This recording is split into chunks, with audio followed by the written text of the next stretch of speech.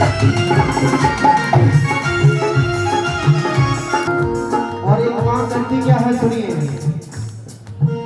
9 महीने तन के साथी में ढाल की है मां, 9 महीने तन के साथी में ढाल की है मां, 9 महीने तन के साथी में ढाल की है मां, 9 महीने तन के साथी में ढाल की है मां, तेरी जन्म दे करके अभी पाल की है मां, तेरी जन्म दे करके अभी पाल की है मां।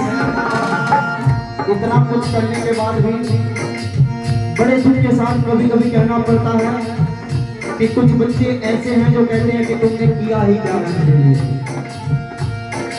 माँ बाप को गालियां तक के देते हैं। अरे माँ ने पैदा कर दिया उतना ही बहुत बड़ी बात है। अगर कभी जानना है कि माँ बाप ने क्या किया है तो 9 महीने तो छोड़िए,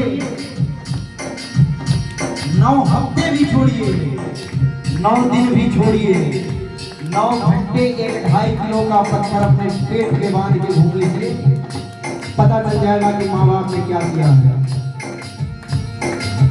एक बार की बात बताऊं, एक छोटा सा बच्चा था, उसकी माँ एक आंख से अंधी थी और कभी स्कूल लेने चली जाती थी उसको तो बच्चा गुस्सा आ जाता था कि माँ तू मुझे लेने स्कूल मत आया कर,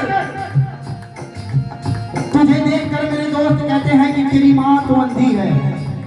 लेकिन माँ ने कभी शिकायत नहीं किया कि बेटा ऐसा क्यों बोल रहे हो। समय बीतता गया, लड़के का स्कूल का पढ़ाई पूरा हुआ, माँ ने शहर में अच्छे कॉलेज में एडमिशन करा दिया और बेटा शहर में ही रूम लेकर के रहने लगा। माँ से कोई मतलब नहीं रखता था बचपन से ही। कॉलेज की भी पढ़ाई पूरी हो गई, जगत जननी जगदम्बा के आशीर्वाद से उसको सरकारी नौकरी भी मिल गई। लेकिन माँ से दूर दूर तक कोई वास्ता नहीं था। समय का पहिया चलता है, उस लड़के की भी शादी हो गई लेकिन माँ को नहीं बुलाया शादी में, क्योंकि उसकी माँ एक आंख से अंधी थी। और शादी के 2 साल बाद उस लड़के का भी एक छोटा सा बच्चा हुआ। और जब ये बात गांव में पता चला बूढ़ी माँ को कि अब वो दादी बन गई है तो उससे रहा नहीं गया। वो पहुंच गई शहर में जहां लड़का रहता था। दरवाजा खटखटाया तो वही छोटा सा बच्चा दरवाजा खोलने के लिए आ जाता है और जब देखता है कि दरवाजे में एक बूढ़ी औरत खड़ी है, एक आंख से अंधी, तो डर जाता है क्योंकि उसको पता नहीं था कि उसकी कोई दादी भी है। डर के चिल्ला के अंदर चला जाता है। कुछ समय बाद उस बूढ़ी औरत का लड़का आता है, कहता है कि माँ मैं तुझसे बार बार कहता हूं कि मुझसे दूर रहा कर, मैं तुझसे दूर रहने के लिए इस शहर में आया, तू यहाँ भी मुझे चैन से जीने नहीं देगी।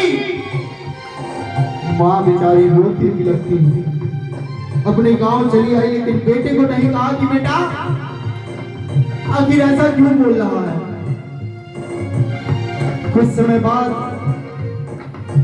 उस माँ का देहांत हो जाता है, लेकिन बेटे को नहीं पता कि उसकी माँ इस दुनिया में नहीं है। और इत्तेफाक देखिए कि जहां से उसने स्कूल की पढ़ाई पूरी की थी ना, उसी स्कूल में लेक्चर देने के लिए उस बेटे को बुलाया जाता है। स्कूल आता है, लेक्चर का प्रोग्राम पूरा करके निकल रहा था तो सोचा कि माँ को वृद्धाश्रम में डाल दूं और जो जमीन जायदाद है उसको बेच दूं। दरवाजे पे जाता है तो देखता है कि ताला लगा हुआ है। पड़ोसी से पूछता है कि यहाँ जो बूढ़ी औरत रहती थी वो कहाँ है।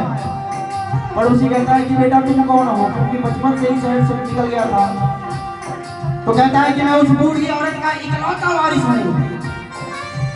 पड़ोसी ने कहा कि बेटा तेरी माँ कुछ और तो नहीं, लेकिन एक चिट्ठी तेरे लिए छोड़ के मेरे पास गई है। और जब लड़के ने चिट्ठी को खोला और पढ़ा तो यकीन मानिए इतना रोया कि शायद जीवन में कभी उतना नहीं रोया था।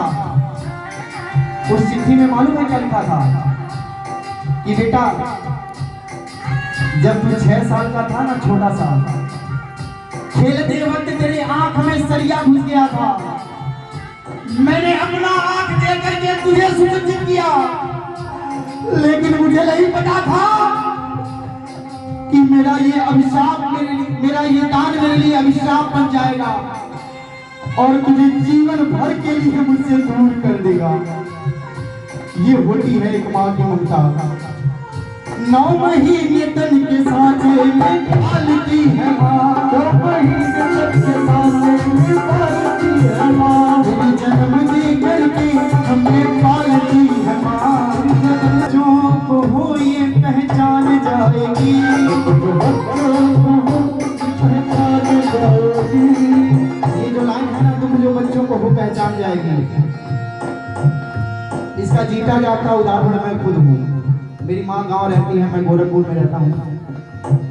अगर कभी कुछ हो जाता है मेरे बताने से पहले माँ को पता चल जाता है, पता नहीं कैसे है। अभी 1 फरवरी को मेरा बहुत गंदा एक्सीडेंट हो गया था। 7 टाका यहाँ लगा था, 3 टाका यहाँ लगा था। मैं बोलने के हालत में नहीं था, अपनी घटना बता रहा हूँ। लेकिन एक्सीडेंट होने के 5 मिनट बाद ही मेरी माँ का फोन आ गया और सबसे पहले गांव से हॉस्पिटल में आ गया। जो बच्चों को हो ये पहचान जाएगी, जो बच्चों को हो ये पहचान जाएगी, ये जमाने